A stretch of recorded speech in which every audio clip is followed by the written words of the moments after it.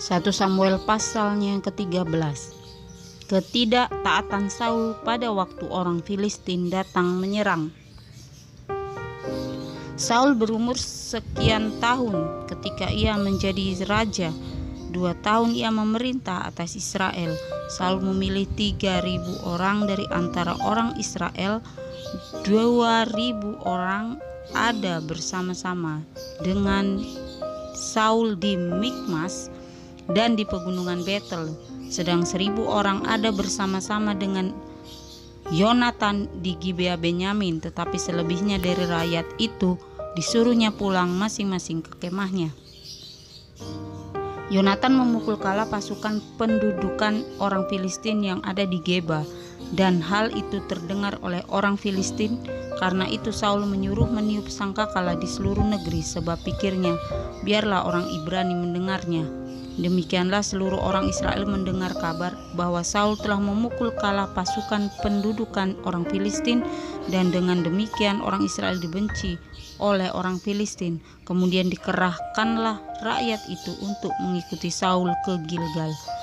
Adapun orang Filistin telah berkumpul untuk berperang melawan orang Israel dengan 3.000 kereta, 6.000 orang pasukan berkuda, dan pasukan berjalan kaki sebanyak pasir di tepi laut. Mereka bergerak maju dan berkemah di Mikmas di sebelah timur Bet Awen. Ketika dilihat orang-orang Israel bahwa mereka terjepit sebab rakyat memang terdesak, maka larilah rakyat bersembunyi di gua, keluk batu, bukit batu, liang batu, dan perigi. Malah ada orang Ibrani yang menyeberangi arungan sungai Yordan menuju tanah Gad dan Gilead, sedang Saul masih di Gilgal dan seluruh rakyat mengikutinya dengan gemetar. Ia menunggu 7 hari lamanya sampai waktu yang ditentukan Samuel, tetapi ketika Samuel tidak datang ke Gilgal, mulailah rakyat itu berserak-serak meninggalkan dia. Sebab itu Saul berkata, bawalah kepadaku korban bakaran dan korban keselamatan itu. Lalu ia mempersembahkan korban bakaran. Baru saja ia habis mempersembahkan korban bakaran, maka tampaklah Samuel datang. Saul pergi menyongsongnya untuk memberi salam kepadanya. Tetapi kata Samuel, apa yang telah kau perbuat? Jawab Saul, karena aku melihat rakyat itu berserak-serak meninggalkan aku, dan engkau tidak datang pada waktu yang telah ditentukan. Padahal orang Filistin sudah berkumpul di Mikmas. Maka pikirku, sebentar lagi orang Filistin akan menyerang aku di Gilgal. Padahal aku belum memohon belas kasihan Tuhan. Sebab itu aku memberanikan diri lalu mempersembahkan korban bakaran. Kata Samuel kepada Saul, perbuatanmu itu bodoh. Engkau tidak mengikuti perintah Tuhan Allahmu yang diperintahkannya kepadamu. Sebab sedianya Tuhan mengokohkan kerajaanmu atas orang Israel untuk selama-lamanya. Tetapi sekarang kerajaanmu tidak akan tetap. Tuhan telah memilih seorang yang berkenan di hatinya, dan Tuhan telah menunjuk dia menjadi raja atas umatnya. Karena engkau tidak mengikuti apa yang diperintahkan Tuhan kepadamu. Kemudian berangkatlah Samuel dan pergi ke Gilgal ke Gibea Benyamin. Tetapi Saul memeriksa barisan rakyat yang ada bersama-sama dengan dia itu, kira-kira 600 orang banyaknya. Saul dan Yonatan anaknya dan rakyat yang ada bersama-sama dengan mereka tinggal di Geba Benyamin, sedang orang Filistin berkemah di Mikmas. Maka keluarlah orang-orang penjarah dari perkemahan orang Filistin dalam 3 gerombolan. Gerombolan yang satu mengambil jalan ke Ofra ke daerah Shual. Gerombolan yang kedua mengambil jalan ke Bet Horon, dan gerombolan yang satu lagi mengambil jalan ke perbatasan yang menghadap ke lembah Zeboim, arah ke padang gurun. Seorang tukang besi tidak terdapat di seluruh negeri Israel, sebab orang Filistin berkata, jangan-jangan orang Ibrani membuat pedang atau tombak. Jadi semua orang Israel harus pergi kepada orang Filistin untuk mengasah mata bajaknya, beliungnya, kapaknya, atau aritnya masing-masing.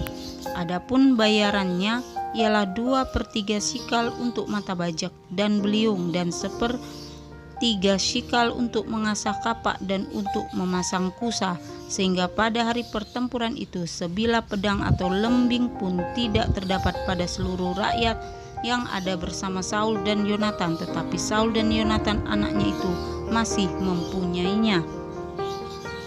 Saul ditolak sebagai raja. 1 Samuel 15. Berkatalah Samuel kepada Saul, "Aku telah diutus oleh Tuhan untuk mengurapi engkau menjadi raja atas Israel umatnya. Oleh sebab itu, dengarkanlah bunyi firman Tuhan. Beginilah firman Tuhan semesta alam, aku akan membalas apa yang dilakukan orang Amalek kepada orang Israel, karena orang Amalek menghalang-halangi mereka ketika orang Israel pergi dari Mesir. Jadi pergilah sekarang, katakanlah kepada orang Amalek, tumpaslah segala yang ada padanya dan janganlah ada belas kasihan kepadanya. Bunuhlah semuanya, laki-laki maupun perempuan, kanak-kanak maupun anak-anak yang menyusu, lembu maupun domba, unta maupun keledai." Lalu Saul memanggil rakyat berkumpul dan memeriksa barisan mereka di Telaim. Ada 200.000 orang pasukan berjalan kaki dan 10.000 orang Yehuda. Setelah Saul sampai ke kota Amalek, disuruhnyalah orang-orang menghadang di lembah. Berkatalah Saul kepada orang Keni, "Berangkatlah, menjauhlah, pergilah dari tengah-tengah orang Amalek, supaya jangan kulenyapkan kamu bersama-sama dengan mereka. Bukankah kamu telah menunjukkan persahabatanmu kepada semua orang Israel ketika mereka pergi dari Mesir?" Sesudah itu menjauhlah orang Keni dari tengah-tengah orang Amalek. Lalu Saul memukul kalah orang Amalek mulai dari Hawila sampai ke Syur yang di sebelah timur Mesir.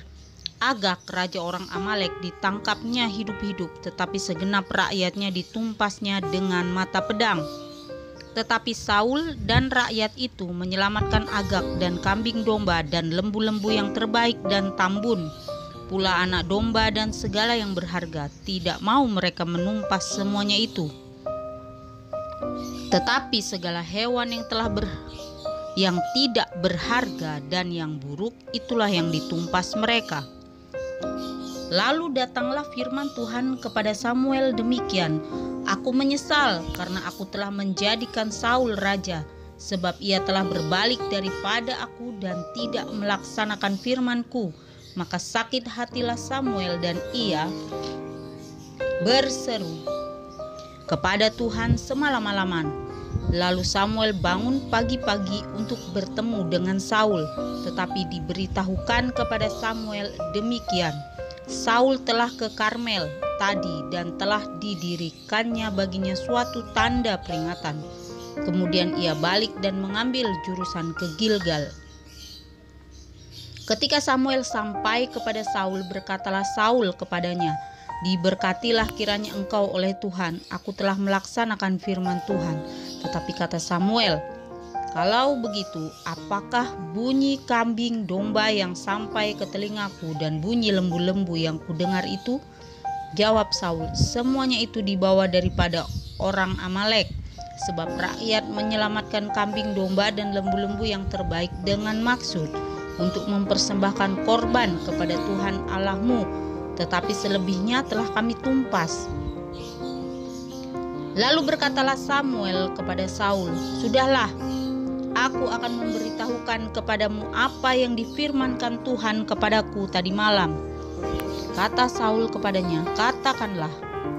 Sesudah itu berkatalah Samuel, "Bukankah engkau walaupun engkau kecil pada pemandanganmu sendiri telah menjadi kepala atas suku-suku Israel?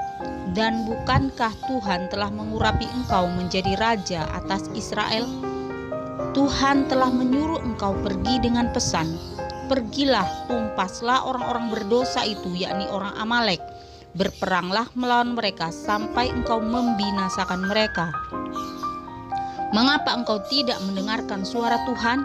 Mengapa engkau mengambil jarahan dan melakukan apa yang jahat di mata Tuhan?" Lalu kata Saul kepada Samuel, Aku memang mendengarkan suara Tuhan dan mengikuti jalan yang telah disuruh Tuhan kepadaku, dan aku membawa Agag raja orang Amalek. Tetapi orang Amalek itu sendiri telah kutumpas. Tetapi rakyat mengambil dari jaran itu kambing domba dan lembu-lembu yang terbaik dari yang dikhususkan untuk ditumpas itu, untuk mempersembahkan korban kepada Tuhan Allahmu di Gilgal. Tetapi jawab Samuel, apakah Tuhan itu berkenan kepada korban bakaran dan korban sembelihan, sama seperti kepada mendengarkan suara Tuhan? Sesungguhnya mendengarkan lebih baik daripada korban sembelihan, memperhatikan lebih baik daripada lemak domba-domba jantan. Sebab pendurhakaan adalah sama seperti dosa bertenung, dan kedegilan adalah sama seperti menyembah berhala dan terafim. Karena engkau telah menolak firman Tuhan, maka Ia telah menolak engkau sebagai raja. Berkatalah Saul kepada Samuel, aku telah berdosa sebab telah kulangkahi titah Tuhan dan perkataanmu, tetapi aku takut kepada rakyat, karena itu aku mengabulkan permintaan mereka. Maka sekarang ampunilah kiranya dosaku, kembalilah bersama dengan aku, maka aku akan sujud menyembah kepada Tuhan. Tetapi jawab Samuel kepada Saul, aku tidak akan kembali bersama-sama dengan engkau, sebab engkau telah menolak firman Tuhan. Sebab itu Tuhan telah menolak engkau sebagai raja atas Israel. Ketika Samuel berpaling hendak pergi, maka Saul memegang punca jubah Samuel tetapi terkoyak. Kemudian berkatalah Samuel kepadanya, Tuhan telah mengoyakkan daripadamu jabatan raja atas Israel pada hari ini, dan telah memberikannya kepada orang lain yang lebih baik daripadamu. Lagi, Sang Mulia dari Israel tidak berdusta, dan ia tidak tahu menyesal, sebab ia bukan manusia yang harus menyesal.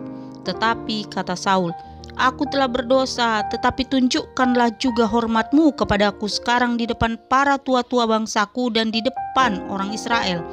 Kembalilah bersama-sama dengan aku, maka aku akan sujud menyembah kepada Tuhan Allahmu. Sesudah itu kembalilah Samuel mengikuti Saul, dan Saul sujud menyembah kepada Tuhan. Lalu berkatalah Samuel, bawa kemari Agag raja Amalek itu. Dengan gembira Agag pergi kepadanya, sebab pikirnya sesungguhnya kepahitan maut telah lewat. Tetapi kata Samuel, seperti pedangmu membuat perempuan-perempuan kehilangan anak, demikianlah ibumu akan kehilangan anak di antara perempuan-perempuan. Sebab itu Samuel mencincang Agag di hadapan Tuhan di Gilgal. Kemudian Samuel pergi ke Ramah, tetapi Saul pergi ke rumahnya di Gibea Saul. Sampai hari matinya Samuel tidak melihat Saul lagi, tetapi Samuel berduka cita karena Saul, dan Tuhan menyesal karena ia menjadikan Saul raja atas Israel.